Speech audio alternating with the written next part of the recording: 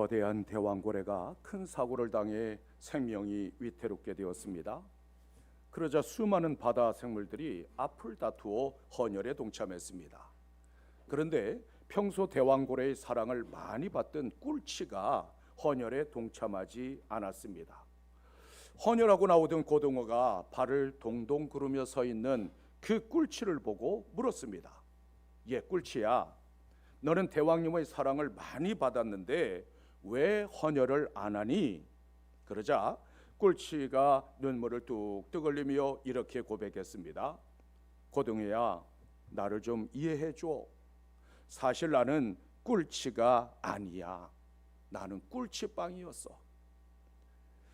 꿀치는 삼척 앞바다에 사는 상상 속의 물고기입니다. 이묘 권사님은 아시죠? 꿀치, 꿀치빵. 거기 그 장인이 꿀치빵 만든다던데. 예. 이게 꿀치가 상상 속의 물고기인데, 그런데 그 제빵 장인이 그 삼척에서 아주 달콤한 꿀치빵을 만들어서 판매하고 있습니다. 이 꿀치빵 속에 피가 없는데 무슨 수로 헌혈을 할 수 있겠습니까? 우리도 마찬가지일 수 있습니다. 우리는 그리스도의 보혈로 구속함을 입은 하나님의 자녀들입니다. 그런데 내 안에 그리스도의 피가 흐르지 않는다면 과연 예수의 사람이라고 말할 수 있을까요? 우리의 삶 속에 그리스도의 성품을 닮은 열매가 없다면 그래도 그리스도인이라고 말할 수 있을까요? 겉모습만 꿀치를 닮은 꿀치빵과 조금도 다를 것이 없습니다. 본문 4절에서는 이렇게 말씀하고 있습니다. 내 안에 거하라, 나도 너희 안에 거하리라. 가지가 포도나무에 붙어 있지 아니하면 스스로 열매를 맺을 수 없음같이 너희도 내 안에 있지 아니하면 그러하리라. 내 안에 거하라는 이 짧은 명령 속에는 신앙의 핵심이 녹아 있습니다. 그리스도는 내 안에 거하시고 나는 그리스도 안에 거하는 것이야말로 성령 안에서 일어나는 복음의 신비입니다. 복음은 하나님께서 내 안에 오셔서 거처를 정하시고 좌정하시는 사건입니다. 주님께서 요구하시는 것은 더욱더 노력하거나 공로를 쌓으라는 것이 아니라 붙어 있으라는 명령입니다.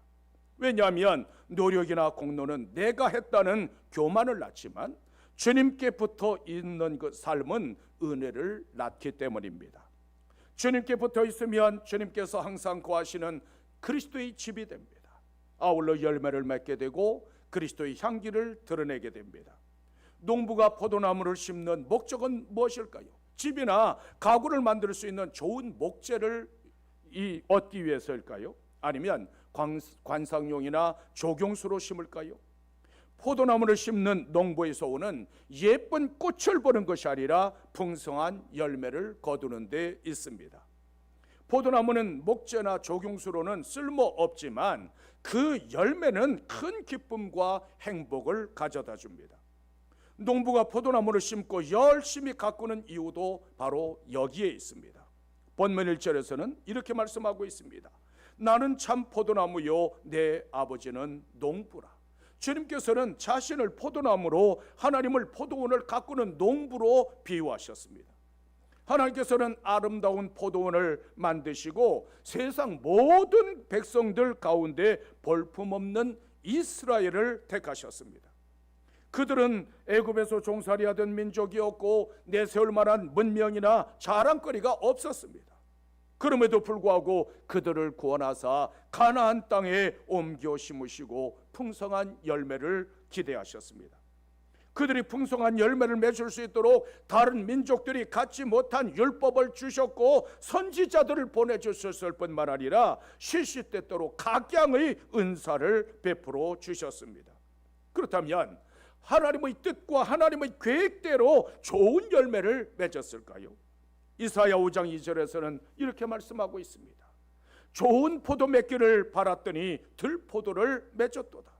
좋은 포도나무를 심고 열심히 보살폈지만 주인의 기대와 달리 들포도를 맺고 말았다는 말씀입니다. 하나님께서 싫어하시는 우상을 숭배하고 죄를 고집하다가 결국 악한 열매를 맺었습니다. 따라서 하나님께서는 그들을 제거하시고 하나님의 아들이신 예수 그리스도를 통하여 새로운 포도원을 세우시고 포도나무를 심으셨습니다. 그 포도원이 바로 신약의 교회입니다. 따라서 교회는 마땅히 하나님께서 원하시는 아름다운 열매를 맺어야 합니다. 참 포도나무이신 주님 안에 생명이 있고 기쁨이 있고 소망이 있습니다.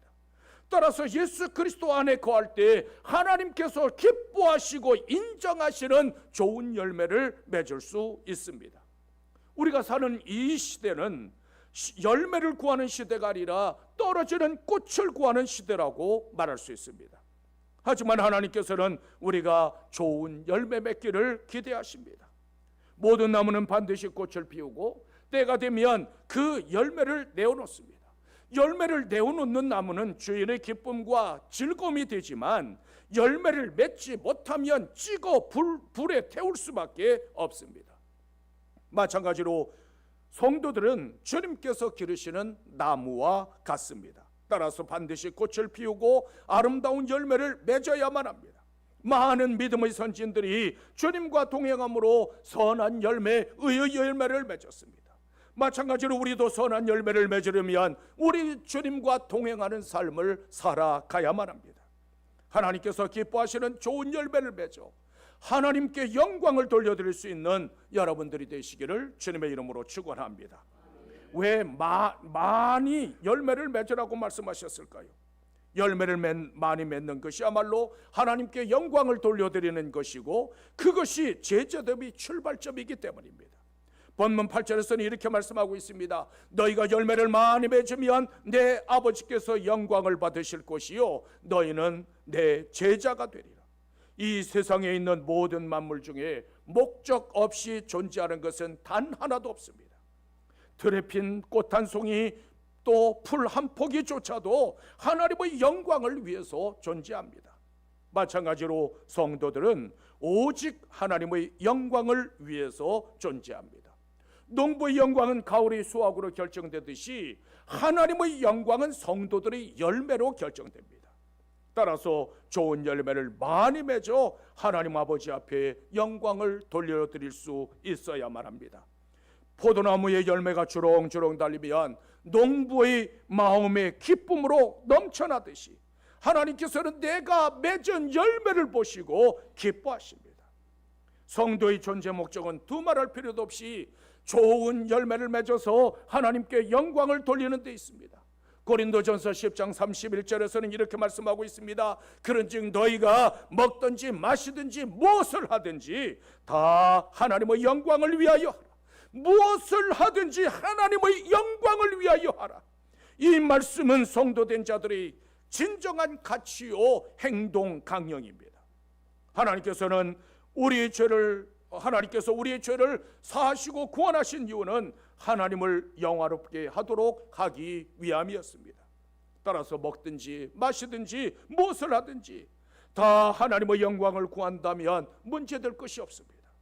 하지만 교회도 사람들이 모이는 곳이기에 다양한 일들이 일어납니다.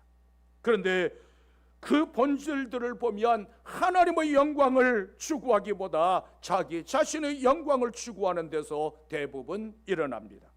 첫사람 아담과 하와의 범죄도 하나님의 영광보다는 하나님과 같이 되고 싶은 불순종과 교만에서 시작이 되었습니다. 내가 했다고 자신의 위엄과 영광을 나타내면 느부갓네살처럼 결국 풀을 뜯어먹게 됩니다. 따라서 하나님의 영광을 최종 목적으로 삼아야만 진정한 그리스도의 제자들이 될 수 있습니다. 그러므로 풍성한 열매를 맺어 오직 하나님께만 영광 돌려드릴 수 있는 여러분들이 되시기를 주님의 이름으로 축원합니다. 어떻게 하면 많은 열매를 맺을 수 있을까요? 먼저 가지로서의 존재 목적을 잊지 말아야만 합니다. 본문 2절에서는 이렇게 말씀하고 있습니다. 무릇 내게 붙어 있어 열매를 맺지 아니하는 가지는 아버지께서 그것을 제거해 버리시고 무릇 열매를 맺는 가지는 더 열매를 맺게 하려 하여 그것을 깨끗하게 하시느니라.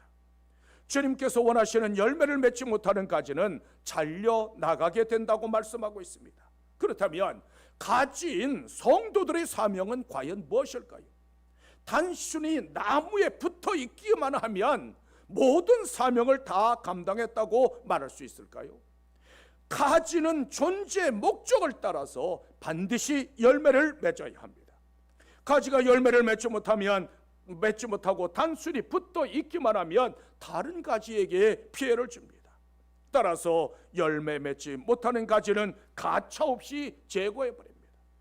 농부는 해마다 포도나무를 하나하나 살피면서 병이 들었는지 아니면 말라버리진 않았는지 죽은 가지는 없는지 그것들을 모두 잘라냅니다.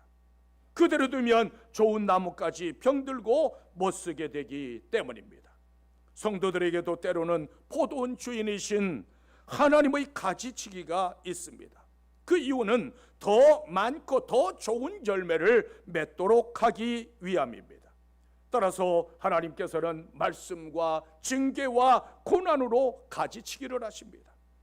요한계시록 3장 19절에서는 이렇게 말씀하고 있습니다. 무릇 내가 사랑하는 자를 책망하여 징계하노니 그러므로 내가 열심을 내라 회개하라. 하나님께서는 한 번 택하신 자기 백성을 결코 포기하는 일이 없습니다. 따라서 아버지가 아들을 사랑하듯이 사랑하기 때문에 책망하고 사랑하기 때문에 징계하십니다. 심지어 죄악 중에 있다 손치더라도 끝까지 주님 품으로 돌아오도록 사랑을 아끼지 않는 분이십니다. 하나님은 아버지이시기 때문에 잘못된 길로 갈 때 책망하고 징계하는 것은 너무도 당연한 일입니다. 만약 내가 잘못했음에도 불구하고 하나님의 책망이 없다면 기뻐하기보다는 오히려 슬퍼해야만 합니다. 왜냐하면 하나님의 사랑에서 이미 멀어졌기 때문입니다. 하나님께서는 때로 고난이라는 방법을 통해서 가지치기를 하십니다. 그러나 성도들은 고난과 시련의 가지치기를 통해서 오히려 온전하게 되고 풍성한 열매를 맺게 됩니다. 로마서 8장 18절에서는 이렇게 말씀하고 있습니다. 생각하건대 현재의 고난은 장차 우리에게 나타날 영광과 비교할 수 없도다. 고난은 일시적이지만 하늘에서 받을 영광은 영원하며 좋게 비교할 수 없다는 말씀입니다. 그러므로 고난 중에도 감사하고 고난 중에도 믿음을 지키며 살아갈 수 있는 여러분들이 되십시오. 예수님은 우리의 나무요 우리는 그분의 가지입니다. 그렇다면 우리가 맺어야 할 열매들은 과연 무엇일까요? 포도나무에서 포도 열매가 열리듯이 예수 나무에서는 예수 열매가 열려야만 합니다. 갈라디아서 5장 22절로부터 23절에서는 이렇게 말씀하고 있습니다. 오직 성령의 열매는 사랑과 희락과 화평과 오래 참음과 자비와 양성과 충성과 온유와 절제니 이 같은 것을 금지할 법이 없느니라. 이 열매들은 예수 그리스도의 성품이 우리 안에서 서서히 익어가는 인격의 열매들입니다. 9가지 얼굴을 가지고 있지만 모두 한 나무에서 열리는 예수 열매들입니다. 사랑과 희락과 화평은 내 안에서 익어가는 내적인 열매입니다. 오래 참음과 자비와 양선은 대인관계를 통해서 익어가는 열매들입니다. 충성과 온유와 절제는 하나님과의 관계에서 익어가는 열매들입니다. 이러한 열매들을 많이 맺으면 그리스도의 제자가 됩니다. 그러므로 열매를 많이 맺어 하나님 앞에 영광을 돌려드릴 수 있는 여러분들이 되시기를 주님의 이름으로 축원합니다.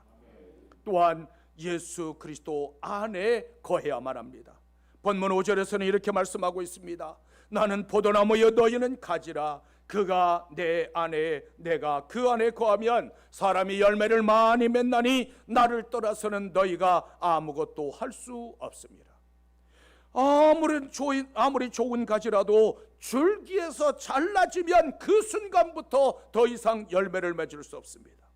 마찬가지로 우리가 하나님의 자녀요 성도이지만 그리스도와의 관계가 단절되어지고 그분과의 사귐이 끊어지면 우리도 역시 더 이상 열매를 맺을 수 없습니다. 따라서 예수 그리스도 안에 거하는 것이야말로 하나님께서 기뻐하시는 열매를 맺는 유일한 방편입니다. 거한다는 것은 생명이신 그리스도와의 지속적인 사귐을 의미합니다. 우리가 예수 그리스도 안에 있다는 것은 그분을 모셔드리고 그분과 더불어 먹고 마시며 아름다운 교제를 나누는 삶입니다. 요한계시록 3장 20절에서는 이렇게 말씀하고 있습니다. 볼지어다 내가 문 밖에 서서 두드리노니 누구든지 내 음성을 듣고 문을 열면 내가 그에게로 들어가 그로 더불어 먹고 그는 나로 더불어 먹으리라. 주님께서 문 밖에 서서 두드리실 때 주님의 음성을 듣고 마음의 문을 열라는 말씀입니다. 예수 안에 거하지 않으면 주님을 문 밖에 세워 넣는 것과 마찬가지입니다.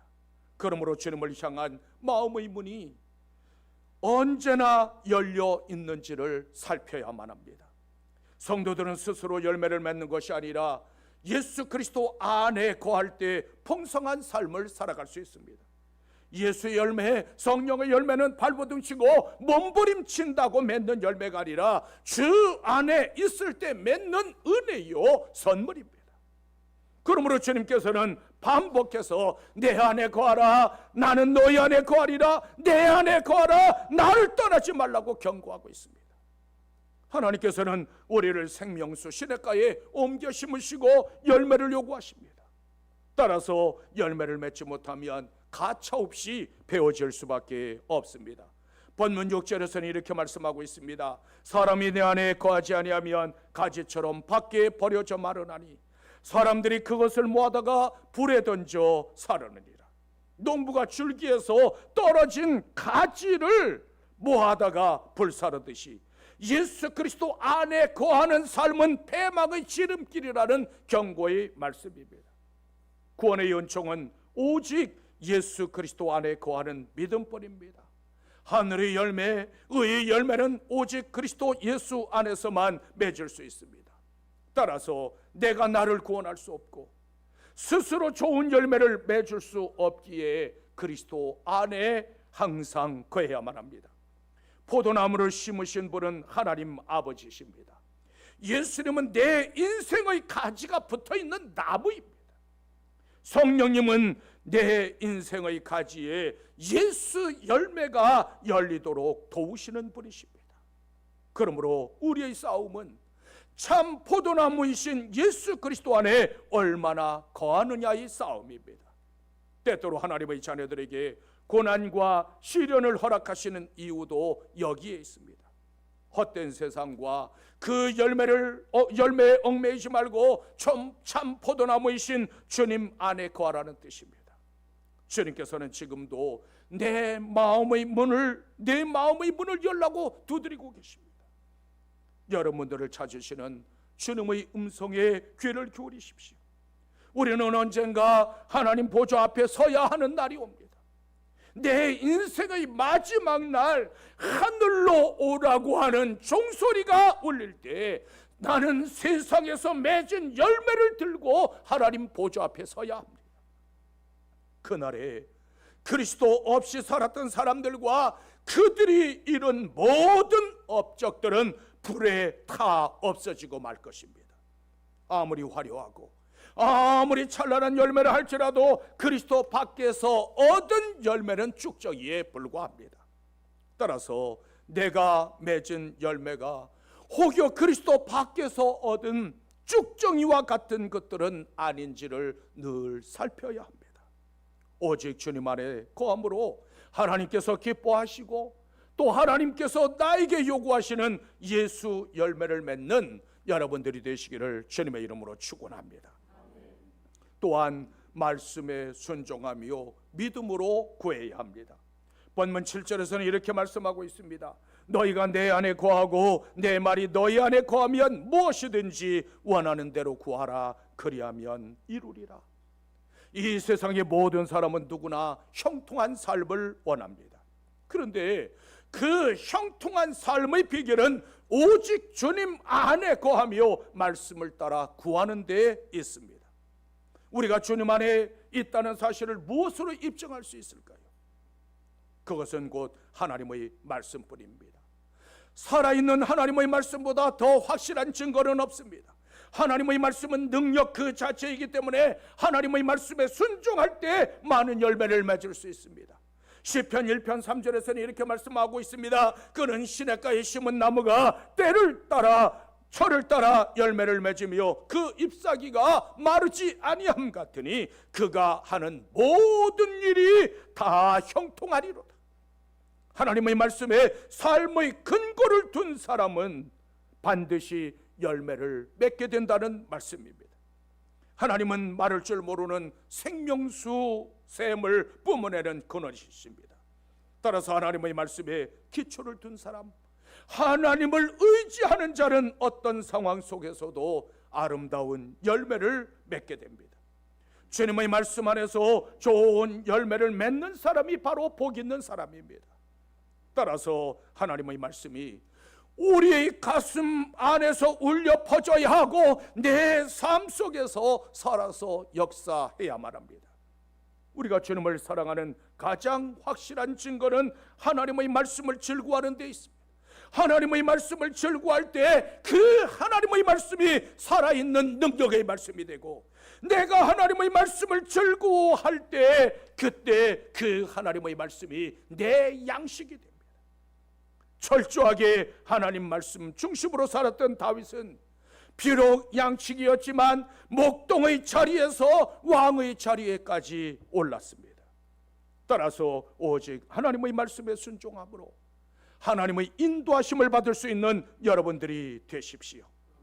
아울러 주님께서는 무엇이든지 원하는 대로 구하라고 말씀하셨습니다. 믿음으로 구하면 반드시 응답하시겠다는 약속의 말씀입니다. 사람들이 구하지 않는 이유는 응답에 대한 확신이 없기 때문입니다. 우리가 인생길을 가다가 막다른 골목에 다다랐을 때는 기도해야 할 때입니다. 모든 길이 다 막혔을 때, 사방을 둘러보아도 어느 곳 하나 길이 없을 때, 그때는 하늘로 난 그 문을 열고 하나님 앞에 나아가 하나님을 만나야만 할 때입니다. 마태복음 7장 7절로부터 8절에서는 이렇게 말씀하고 있습니다. 구하라 그리하면 너희에게 주실 것이요, 찾으라 그리하면 찾아낼 것이요, 문을 두드리라 그리하면 너희에게 열릴 것이니 구하는 이마다 받을 것이요, 찾는 이는 찾아낼 것이요, 두드리는 이에게는 열릴 것이니라. 가까우는 모든 세대의 하나님의 백성들을 향한 신실하신 하나님의 약속입니다. 신앙생활은 기도생활이라고 해도 과언이 아닙니다. 왜냐하면 기도야말로 믿음을 지키고 하나님의 은혜를 경험하게 하는 생명줄이기 때문입니다. 따라서 하나님의 뜻대로 기도했다면 아무것도 염려하지 말고 응답을 기다리십시오. 하나님의 응답은 신속할 때도 있습니다. 하지만 때로는 기다려라, 기다려라 말씀하실 때도 있습니다. 그것도 응답입니다. 때로는 하나님께서 안 된다고 말씀하실 때도 있습니다.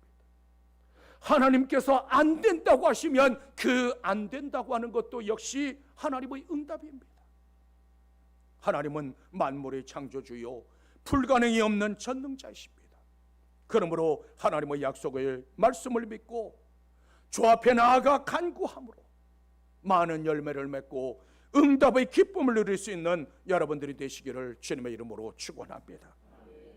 나무는 어떤 모양으로든지 꽃을 피우고 어떤 형태로든지 반드시 열매를 맺습니다.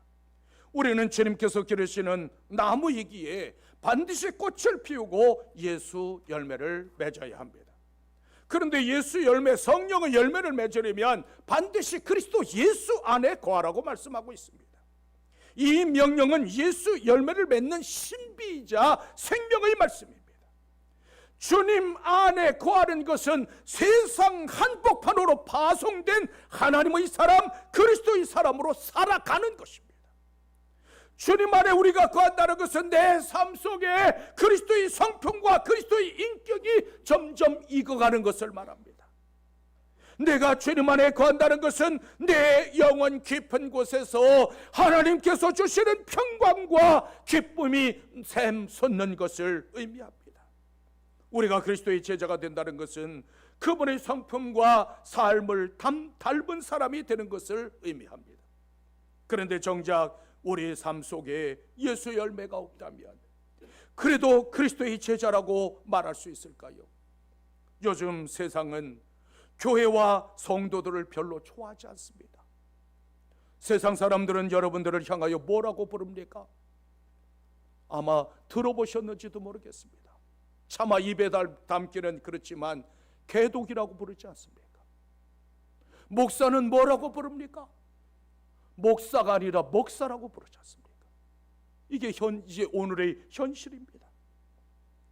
우리가 반드시 기억해야 할 것은 여러분, 세상으로부터 박해는 받으십시오. 세상 사람들로부터 박해는 받으십시오.